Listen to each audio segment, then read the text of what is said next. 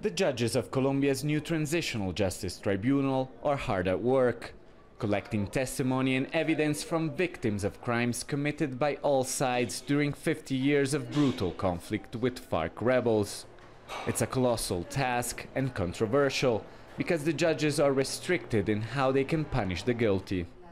The tribunal's president says the goal is to obtain some sense of justice. You can't expect to follow the logic of an ordinary justice model, putting it simply an eye for an eye.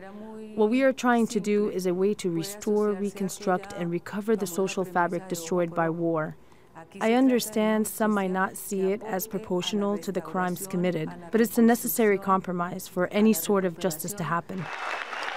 The Special Jurisdiction for Peace was part of the 2016 peace deal between the government and FARC rebels.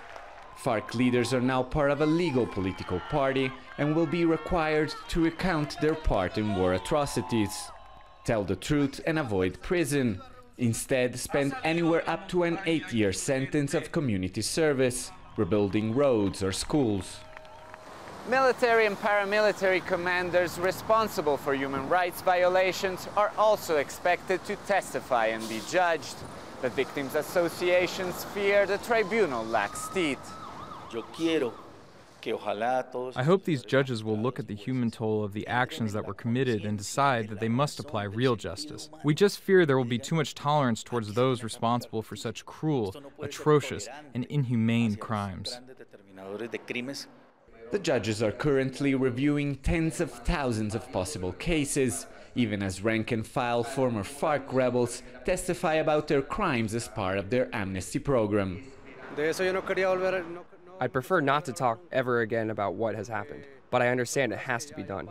It's an opportunity for people like me, but also for the country as a whole.